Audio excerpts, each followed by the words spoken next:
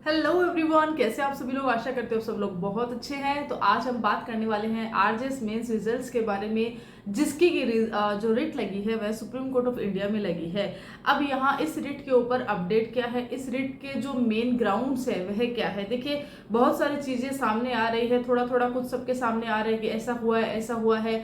बहुत सारे कमेंट्स आ रहे हैं कि हो सकता है क्या, ऐसा हो सकता है क्या, या तो बिल्कुल भी एकदम परे जा रहे हैं कि ऐसा हो ही नहीं सकता। हर बार ऐसी चीजें होती है, हंगामा होता है और उसके बाद में चीजें एज इट इज हो जाती है। जिनके इंटरव्यू की कॉल आई है वह इंटरव्यू देंगे, उनमें से कुछ सेलेक्ट होंगे और जो चीजें हैं वापस से चली जाएगी और नया रिक्रूटमेंट आने के बाद वैसे ही सब कोई जो है पुरानी चीजों को भूल ही जाता है। खैर, ये सारी चीजें अपनी जगह पे सही है, लेकिन आज हम बात करने वाले हैं यहाँ की लेटेस्ट अपडेट की।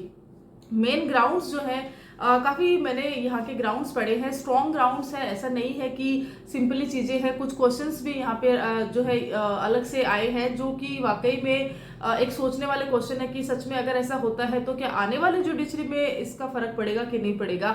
इस जुडिशरी में तो क्वेश्चन आया ही है, तो हो सकता है आने वाली जुडिशरी जो भी है हमारी आरजेएस की जुडिशरी, उसमें भी ये चीज़ हो सकती है। तो वह क्या है वह भी हम साथ में इसमें आगे वीडियो में देखेंगे। साथ ही बात कर लेते हैं कि यहाँ पर जो ये रिट है इसकी बात करेंगे। साथ ही मैंने कल एक वीडियो भी यहाँ पे इसी चैनल पे पब्लिश किया था रिगार्डिंग एक मेमोरेंडम गया था, जिसको कि हम ज्ञापन बोलते हैं। राजस्थान हाईकोर्ट की प्रिंसिपल सीट है जो जोधपुर में है, वहाँ पर यह जो ज्ञापन दिया गया था और यह जो ज्ञापन है वह यहाँ के ही स्टूडेंट्स ने दिया है। बाकी इसमें क्या है, क्या उस ज्ञापन में था, क्या आगे का प्रोसेस है, वह सारा कुछ आप वीडियो में जाके चेक कर सकते हैं। अब बात करेंगे हम इस रिट के ऊपर। तो यह जो रिट है अब क्योंकि सुप्रीम कोर्ट ऑफ इंडिया में है, नॉर्मल है, तो आपके पास ऐसा नहीं है कि अब लिस्टिंग जो है ना इजीली हो जाएगी। तो इसके लिए यहाँ पर जो काउंसिल है ना, उन्होंने अर्जेंट लिस्टिंग कराई है। अर्जेंट लिस्टिंग का मतलब होता है कि भाई अर्जेंट मैटर है, आप जो है हमारी प्राथमिकता देखते हुए आप हमारी ये जो रिट है इसको सुनिए। अब यह जो रिट लगी कहाँ पर है, तो ये कोर्ट नंबर 1 में लगी है। कोर्ट नंबर 1 जो होती है चीफ जस्टिस ऑफ इंडिया की कोर्ट होती है। यहाँ पे सीजीआई जो रहते हैं ना वह मैटर सुनते हैं। तो ये अपने आप में बहुत अच्छी बात है, क्योंकि कहीं ना कहीं अगर हिस्ट्री देखते हैं तो सीजीआई की कोर्ट में जब भी इस तरह के मैटर्स आते हैं रिक्रूटमेंट के या स्टूडेंट्स के राइट्स के, अभी हमने देखा कि नीट के रिजल्ट का भी हुआ था, तो यहाँ पर जो है सीजीआई का जो रुख रहता है ना कहीं कैंडिडेट्स की तरफ रहता है। तो अच्छा है कि इसकी देखना होगा कि इसका रिजल्ट एक्चुअल में आता क्या है। अब बात करेंगे हम यहाँ पर इस रिट के बारे में कि इस रिट को कौन कौन जो है यहाँ पे कितने कैंडिडेट्स ने दिया है, क्या यहाँ पे मेन ग्राउंड्स लगाया, क्या क्वेश्चंस नए आए हैं, कौन सा ऐसा केस है जिसकी हम यहाँ पे रिलाई कर रहे हैं, और भी बहुत कुछ है जो आगे हम यहाँ पे शेयर करेंगे। शुरुआत करते हैं सबसे पहले कि इस केस टाइटल की। तो केस टाइटल है इसी वीडियो के डिस्क्रिप्शन बॉक्स में आपको देखने को मिल जाएगा, आप वहां से जाके चेक कर सकते हैं। साथ में डायरी नंबर जो होता है वह भी आप चेक कर सकते हैं। तो इससे आप जो है खुद से भी जो है स्टेटस को देख सकते हैं, लेटेस्ट अपडेट देख सकते हैं। दूसरा यहाँ पर है कि कितने कैंडिडेट्स ने यहाँ पे ये रिट लगाई। तो करीब 96 कैंडिडेट्स के द्वारा यहाँ पे रिट लगाई गई है। रिट के मेन जो पॉइंट है वह क्या है, तो मेन पॉइंट यह है कि यहाँ पर जो चेकिंग हुई है वह बिल्कुल मनमानीपूर्ण तरीके से हुई है। दूसरा त्रुटिपूर्ण हुई है। त्रुटिपूर्ण हम लिखते हैं, ग्राउंड्स लगाते हैं, तभी हमें एक ग्राउंड मिलता है कि हमें यहाँ पर जो मेन हमारी ग्राउंड्स रहते हैं ना, कि हमें अलग स्वतंत्र कमेटी के द्वारा हमारी जो आंसर शीट है फिर से चेक करवाई। अगर हमारा त्रुटिपूर्ण या मनमानीपूर्ण वाला ग्राउंड नहीं रहता है तो यहाँ पर कहीं ना कहीं कोर्ट को कन्विंस करना मुश्किल हो जाता है। तो एक स्ट्रॉन्ग ग्राउंड के रूप में ये 2 पॉइंट जो है निकल कर आ रहे हैं। अब यहाँ पे कितने कैंडिडेट्स है, तो 96 कैंडिडेट्स का मैंने बताया है। अब मेन जो चीज निकल के आ रही है वह ये भी है कि यहाँ पे आरजेएस का जो एग्जामिनेशंस है, नॉर्मल है कि 3 साल के बाद में यह चीज आई है। 3 साल की जो पोस्ट है वह मिलाकर 222 पोस्ट पे हुई है। अब यहाँ पर कुछ स्टूडेंट्स ऐसे हैं जिनका कि ये फर्स्ट अटेम्प्ट है, जो कि मेंस भी उन्होंने दिया है, और कुछ मेंस को देने वाले ऐसे स्टूडेंट्स भी हैं जिन्होंने कि मेंस का जिनका कि ये दूसरा या तीसरा टाइम है जिन्होंने कि ये मेंस एग्जामिनेशंस दिए हैं। अब क्योंकि जब हम एक बार मेंस देते हैं तो हमें आइडिया लगता है कि हमारी गलतियां कहाँ कहाँ पर हुई है, कहाँ लॉज में गलती हुई है, कहाँ हमारी लैंग्वेज में गलती हुई है। नेक्स्ट ईयर हम पूरी प्रिपरेशन के साथ में आते हैं, फुल तैयारी के साथ में आते हैं कि इस बार जो है जो पुरानी जितनी भी हमारी गलतियां थी उसको हम साइड में रखेंगे, बिल्कुल हम जो है उसको फिर से रिपीट नहीं करेंगे। और एक्चुअल में होता भी यही है कि हम जो है वापस जब मेंस लिखते हैं कहीं ना कहीं अगर पेपर का पैटर्न जो है सही आता है तो हम इजीली उसको निकालते हैं कि हाँ ठीक है हमारे ये चीज़ हुई है यहाँ पे। अब यहाँ पर इस बार का अगर मेंस एग्जामिनेशंस देखते हैं तो एक चीज़ सामने आई थी कि यहाँ पर मेंस का जो पेपर था बहुत इजी था, टफ लेवल का नहीं था। लैंग्वेज के जो पेपर की बात करते हैं तो यहाँ पे जो टॉपिक दिए गए थे हिंदी और इंग्लिश दोनों के ही टॉपिक इतने नहीं थे कि बिल्कुल आउट ऑफ द बॉक्स आ रहे हैं कि बिल्कुल लिखना ही मुश्किल है, ऐसा भी नहीं था। नॉर्मली कोचिंग सेंटर्स में या तो फिर वेरी इंपॉर्टेंट टॉपिक के रूप में कहीं ना कहीं स्टूडेंट्स ने अच्छी तैयारी कर रखी थी। अब यहाँ पर चीज़ें जो है कंट्रास्ट वाली चीज़ें आती है कि इतनी तैयारी के बाद में जब 0 नंबर और जो 1 डिजिट वाले नंबर से लेके 15 डिजिट तक नंबर यहाँ पे मिल रहे हैं। दूसरा यहाँ पे मेन जो सोचने वाली बात यह है कि जब मिनिमम मार्किंग लो की हो रही है कि यहाँ पे मिनिमम मार्किंग अगर आपकी लो पेपर में आती है तभी आपको जो है क्वालिफाई करते हैं, लेकिन यहाँ पर लैंग्वेज में मिनिमम मार्किंग है ही नहीं। और जब कट ऑफ और मिनिमम मार्किंग का जो एक साथ आते हैं तो कट ऑफ अगर इतनी जाती है और मिनिमम मार्किंग लैंग्वेज में नहीं मिलती है तो वहाँ पर भी अगर आपका लो स्ट्रॉन्ग है फिर भी आप जो है जुडिशरी के कैंडिडेट के रूप में एलिजिबल नहीं है। तो कहीं ना कहीं क्वेश्चंस बहुत है। नेक्स्ट बात करते हैं हम, अब बात कर लेते हैं यहाँ पे जो है आरजेएस एग्जाम का बैकग्राउंड क्या रहा है और साथ ही यहाँ पे हम बात करेंगे कि कितने कैंडिडेट्स हैं जिन्होंने की मेंस दिया है, कितने क्वालिफाई यहाँ पे हुए हैं। और साथ ही ये भी बात करेंगे जो अर्जेंट लिस्टिंग है वह इतना इसको अर्जेंट्स में ही क्यों लगाया है। तो नॉर्मल है कि हमारे जो कल से इवन 16 अक्टूबर से यहाँ पर जो है इंटरव्यू स्टार्ट हो जाएंगे। इंटरव्यू जोधपुर में होने वाले हैं।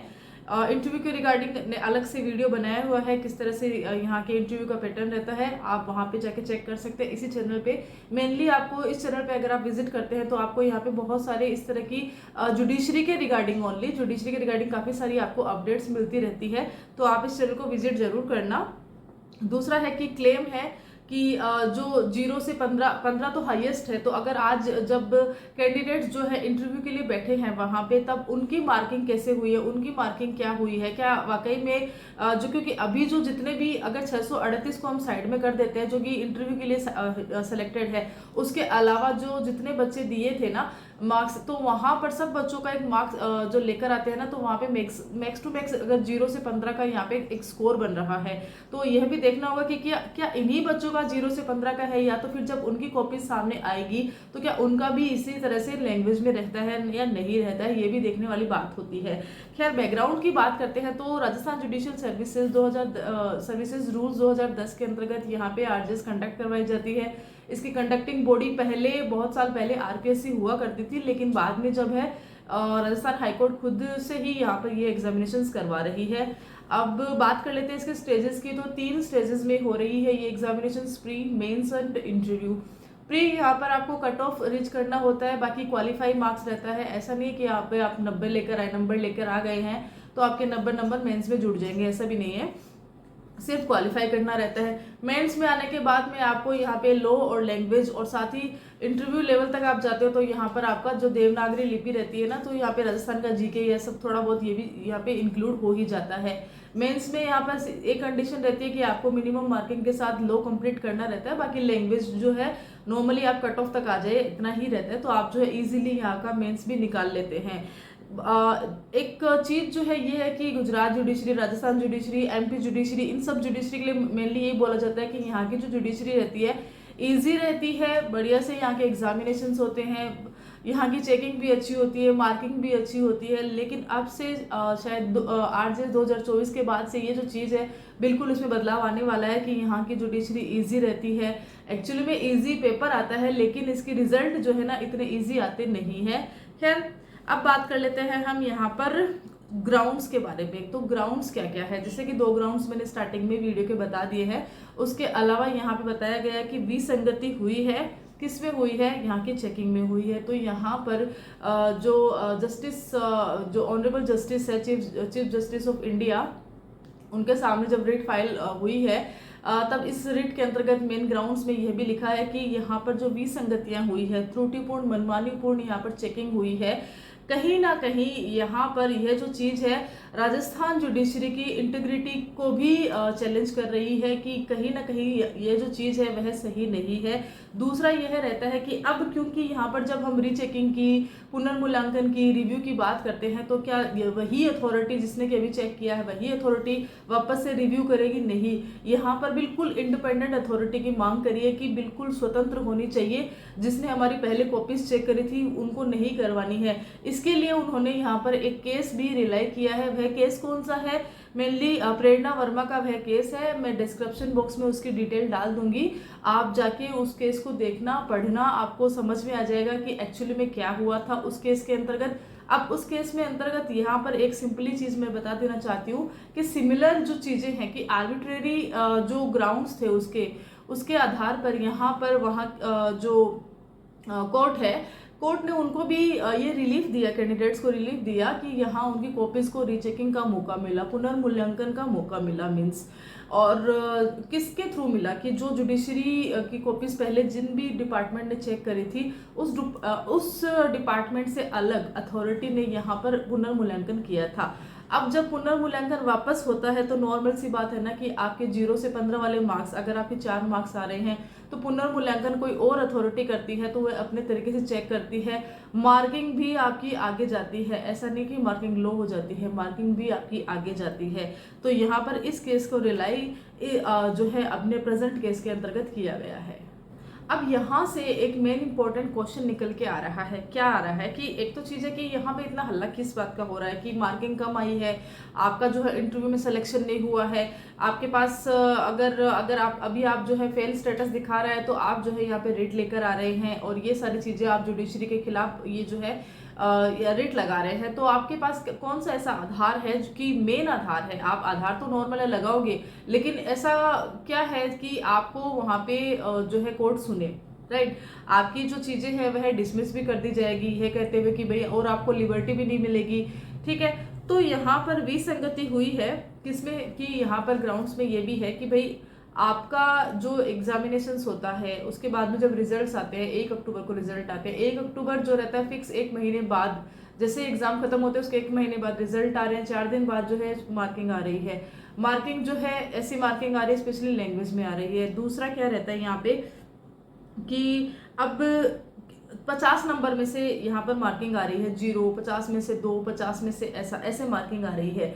अब मेन इशू जो है वह है इंग्लिश की। अब कहा जाता है कि यहाँ पे आरजेएस रहता है ना, तो आरजेएस में इस तरह से होता है कि यहाँ पे इंग्लिश मीडियम वालों बच्चों को ये प्राथमिकता मिलती है, हिंदी मीडियम वाले बच्चों को ये मिलता है। लेकिन एक्चुअली में यहाँ पे क्या हो रहा है, यहाँ पर ऐसा है ही नहीं, सीन बिल्कुल अलग है। यहाँ पे मीडियम का तो इशू ही नहीं है, यहाँ पे इंग्लिश मीडियम वाले और हिंदी मीडियम वाले जो दोनों ही मीडियम है मिला के भी देखे ना तो सबका जो एक जो बन रहा है ना इंग्लिश में मार्किंग वह ऐसी रह रही है।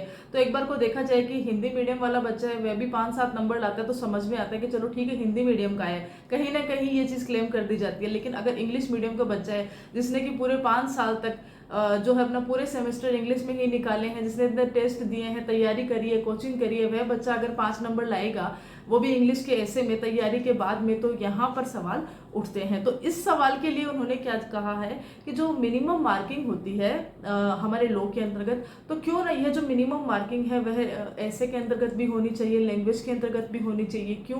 क्योंकि अगर मिनिमम मार्किंग रहती है तो एक पारदर्शिता बनी रहती है। यहाँ पर इंटरव्यू स्टेज तक जाने के लिए जो एलिजिबिलिटी चाहिए होती है, कहीं ना कहीं मिनिमम मार्किंग अगर यहाँ पर लैंग्वेज में आएगी तो इसका बहुत फर्क पड़ेगा। और जो चीजें हैं, सवाल जो इस वक्त इतने उठ रहे हैं, कहीं ना कहीं ये जो सवाल है आगे नहीं उठेंगे। तो कहीं ना कहीं अस्पष्ट तरीके से यहाँ पे मनमानी त्रुटिपूर्ण तरीके से यहाँ पर जो रिजल्ट्स है वह अनाउंस कर दिए गए हैं और उसके बाद में यहाँ पर चीज़ें क्रिएट होती गई है। इंटरव्यू का स्टेज जो है 638 बच्चों के लिए निकाल दिया गया है और उनका जो इंटरव्यू है वह 16 अक्टूबर से होने वाला है। एग्रीव्ड पर्सन जो है, एग्रीव्ड कैंडिडेट्स जो है यहाँ पर प्री में भी कुछ थे जिन्होंने कि यहाँ पे रीट लगाई थी। अब सारे एक जो सवाल उठ के आता है कि क्या ही फायदा है यहाँ पर जब जुडिशरी सुनती ही नहीं है। तो ऐसा नहीं सोचना चाहिए कि हर बार हम ये करें कि नहीं, अगर पुराना नहीं हुआ तो हम ये नहीं करेंगे। एक्चुअली में जो हुआ जैसा हुआ, लेकिन आज आपको क्या करना है उस पे काम करना है। तो बस यही है कि अभी रिव्यू और पुनर्मूल्यांकन की बात हुई है, यहाँ पे केस लगाया गया है। सबसे अच्छी चीज होती है कि हम जब अगर कोई भी सिमिलर केस होता है उसको रिलाई करते हैं तो यहाँ पे कोर्ट उस केस को देखती है। कोर्ट, क्योंकि कोर्ट का जो फैसला होता है ना कहीं अपने पुराने केसेस के आधार पर अगर निकलता है तो वह इजीली उस चीज को देख लेती है। तो यहाँ पर सबसे बड़ी फायदे वाली चीज है कि यहाँ पे जो रिलाई वाला केस लगाया है उसके अंतर्गत स्टूडेंट्स को रिलीफ मिला है, पुनर्मूल्यांकन हुआ है, इंडिपेंडेंट अथॉरिटी से हुआ है, और सबसे अच्छी बात इंक्रीज भी हुए हैं नंबर। अब यहाँ पे कुछ स्टूडेंट्स ऐसे भी हैं जिनका कि कट ऑफ के बिल्कुल बोलते हैं एकदम बॉर्डर लाइन टच है, तो वहां पर अगर उनका जो मार्किंग है वह आगे जाती है तो नॉर्मल है ना कि उनका भी कट ऑफ के अंतर्गत वह आ जाएंगे।